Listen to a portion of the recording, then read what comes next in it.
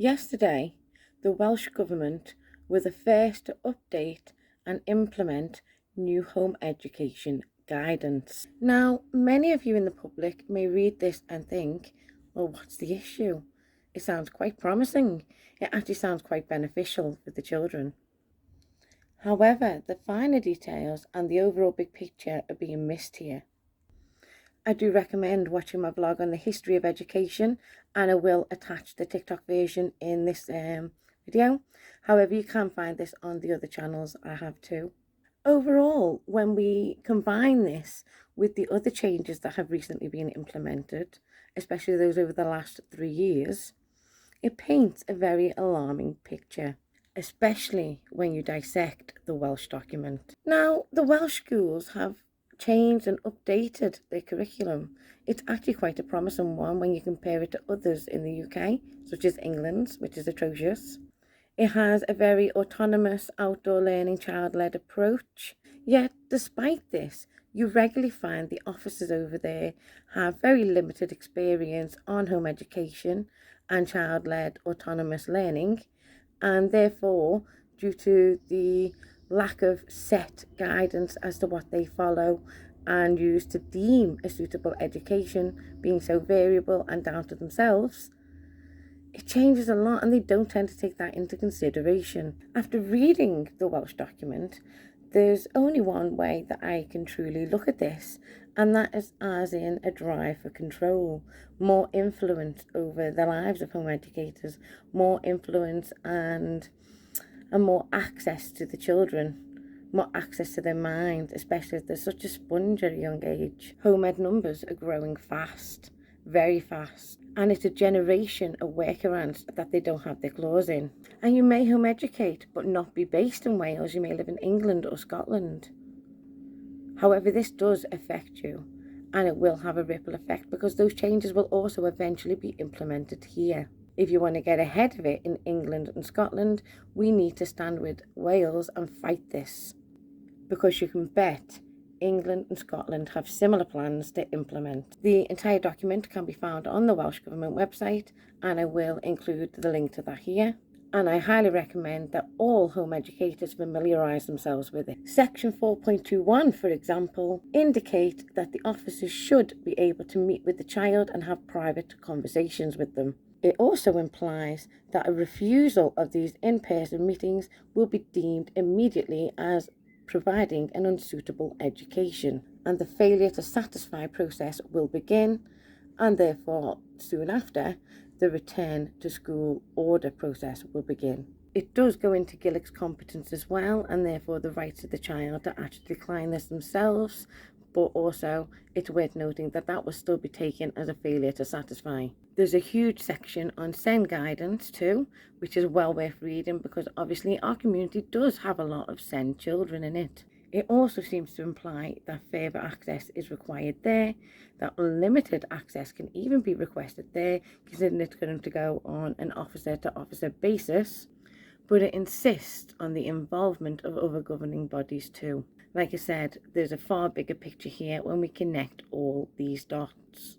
It's also worth making a mental note of what they are doing in mainstream education, especially towards the SEND students. Those in specialised education centres are now being pushed back into mainstream education, where we already know there's a lack of SEND support.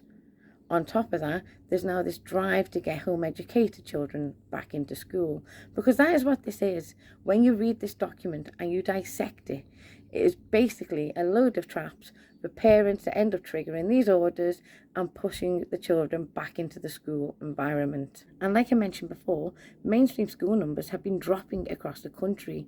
Parents have been removing their children, and the home education community has exploded. So much so that London, although they have blamed it on migration, London have had to merge 16 to 18 schools together because they didn't have the pupil numbers. Now, I think the last 3 years have opened many people's eyes, and many of us no longer have faith or confidence in our current leadership, especially when it comes to our children. Instead of focusing on the issues within mainstream education and repairing the cracks and damage to the foundations there, They are doing the best to push more children into an already overwhelmed system, because they're taking them out of specialised education centres and putting them back into mainstream, whilst also setting up these plans and traps to push more home educating families back into the public school system too. A school system that is already overworked, pushed to the extremes, underfunded and failing children. Because let's not forget that only 33% of working class students, after spending 13 years in education, actually leave with any GCSEs to enter into further education. This is about control, access and influence, in my opinion. It does help to see the bigger picture when you look into the history of the education system, why it was first implemented and how it has very barely changed in all that time span. And when I say in all that time span, our current education system has only been around for about 100 to 150 years. Please do watch that vlog, because it does add to the overall picture that is being painted. They are also forgetting that a lot of families, children included, have a lot of trauma based around their past experiences and involvement with schools and official bodies. And though the document does make mention of these, it doesn't really set any guidance in stone that the home education officers have to follow. So again, it's on a variable officer by officer basis.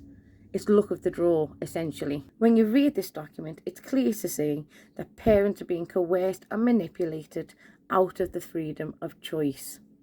Because if they don't agree to all these new regulations that are being implemented, if they don't open the door to the officers as many times as they so wish, if they don't reveal the child's work and show it when requested, it can all be deemed as a failure to satisfy, no doubt triggering a back to school order.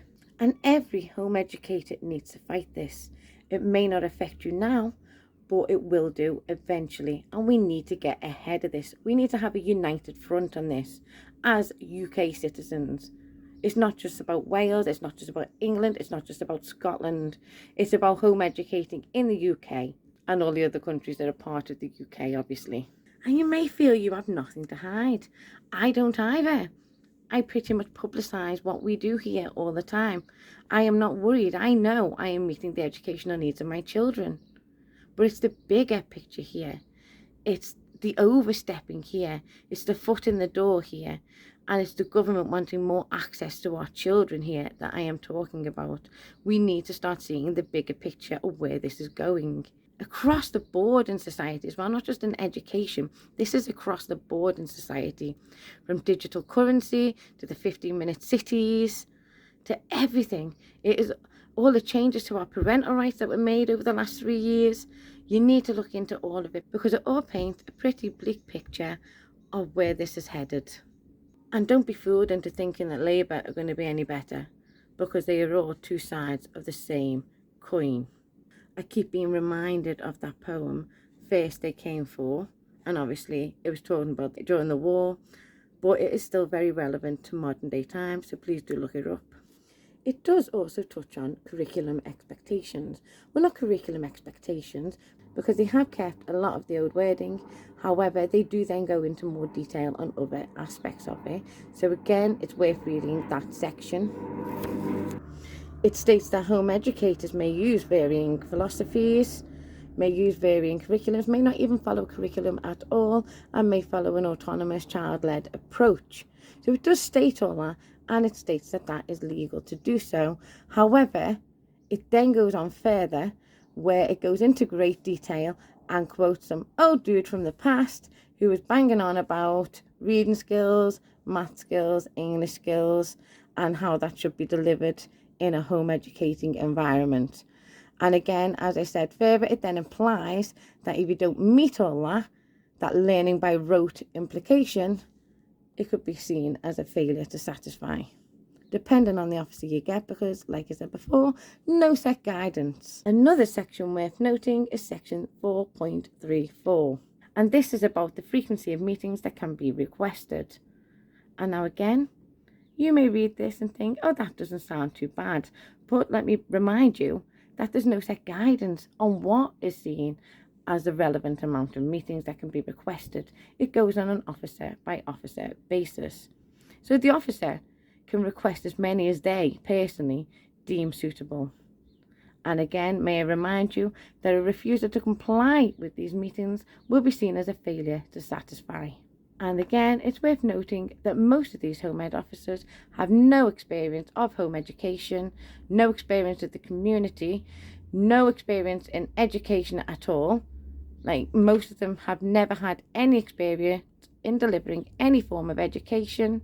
They are government officials. They also have very limited SEN experience and knowledge too. There's no training given to them in that nature or respect. Most of them have never even read a study on education, let alone delve deep into the topic of how children actually learn best. This is really a government initiative to get as many children back to school as possible. I'm aware that at first glance, this document sounds great, but it's when we delve deeper, it's when we join those dots, that it's not looking so great after all. It's a slippery slope, it's stepping stones, and it's where it's headed that is more alarming than anything. A removal of rights, and a slippery slope for parents too. Section 5.3 itself states any refusal to comply should be deemed as a failure to satisfy and trigger or the next step, including the court orders to return the child to school. So this is a removal of those important rights we have as parents to protect our children and to refuse any official involvement that we deem unnecessary in that nature. So this means that you can no longer refuse in-person visits, but that they can request as many of these in-person visits as they deem necessary, as many as they want. There's no stipulation on that. And section 7.15 is where it starts to get really scary, because this is where it says that if you do refuse any of these services and you don't comply, it could trigger a social services referral too. And home education hasn't been in social services remit until now. So it is within a doubt worth reading section 7.13 to section 7.20. And though this just affects Wales immediately and not England and Scotland and so on, it will affect us shortly. This is a battle we can't leave Wales to fight on its own. This is going to affect all of us because it will roll out. In my opinion, we have to get ahead of this before it's implemented.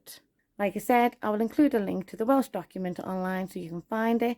I will add it into some captiony things, and I will also put it in the description too. But let me know your thoughts as a home educator in the comments below, but also as a parent in general, because obviously I've also mentioned some wider issues there too.